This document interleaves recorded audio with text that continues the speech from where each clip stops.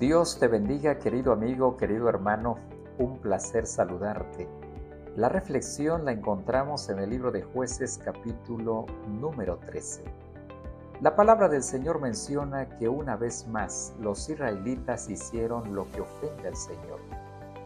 Por lo tanto, Dios los entregó en manos de los filisteos durante 40 años. Imagínate 40 años de esclavitud. 40 años que el pueblo de Israel había pasado por el desierto y habían contemplado las maravillas y el poder de nuestro Dios guiados por Moisés. Ahora es todo lo contrario. Son presa de los filisteos, son enemigos acérrimos de los filisteos. Y no solamente por unos años, sino por 40 años, dice la palabra del Señor. Estaban oprimidos, pues eran esclavos de los filisteos, pero por causa de sus malas decisiones, pues hicieron lo que ofende al Señor. Cabe señalar que en Sora había un hombre llamado Manoa, de la tribu de Dan, y este caballero tenía una esposa que no le había dado hijos porque era estéril. Cabe señalar que no hay nada imposible para nuestro Dios. Por tanto, el ángel del Señor se le apareció a ella y le dijo: mira, eres estéril y no tienes hijos, pero vas a concebir y tendrás un hijo. Cabe señalar que Dios, de manera personal, llega a esta dama y nos damos cuenta que no solamente reconoce lo que está pasando, la situación que ella tiene, sino que también le da la promesa de que va a ser madre. Tendrás un hijo, dice la palabra del Señor. Por lo tanto, le recomienda la manera de cómo ella debe de cuidarse y la forma de cómo debe de criar a ese pequeño. Mira cómo dice el versículo número 8.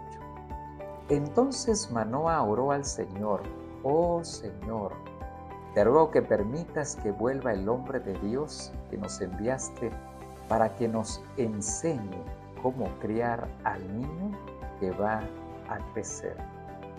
Como padres, estamos llamados a consagrar nuestros niños, nuestros hijos, en el temor a nuestro Dios.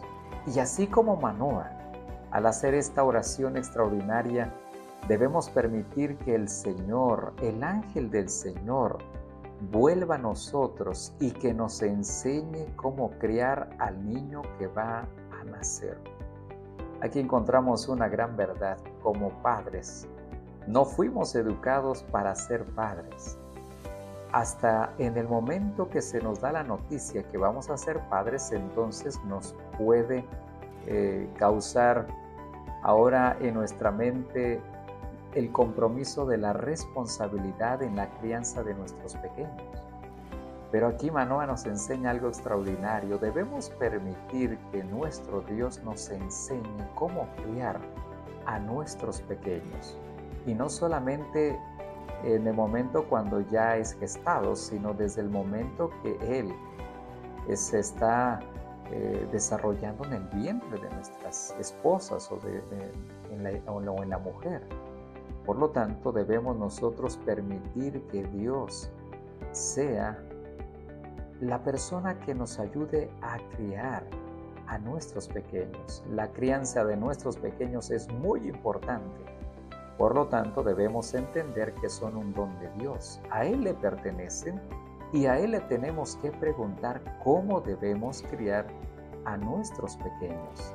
En su palabra se nos anuncia preceptos, normas, de tal forma que podamos criar a nuestros hijos bajo el temor de nuestro Dios. Versículo 24 declara la Biblia: y la mujer dio a luz un niño y lo llamó Sansón, y el niño creció y el Señor lo bendijo. Dios está dispuesto a hacer crecer y hacer un milagro maravilloso en nuestras vidas, pero también ver crecer a nuestros hijos y bendecirlos. Versículo 25: y el Espíritu del Señor comenzó a manifestarse en Sansón mientras estaba en Mahané Dan, entre Sora y Estaol. Dios está dispuesto a manifestarse en la vida de nuestros hijos. Permite seguir la palabra del Señor y hacer todo conforme a la voluntad de nuestro Dios. Dios está dispuesto a hacer crecer a nuestros hijos en todo y también bendecirlos y a manifestarse en su vida. Que el Señor te bendiga.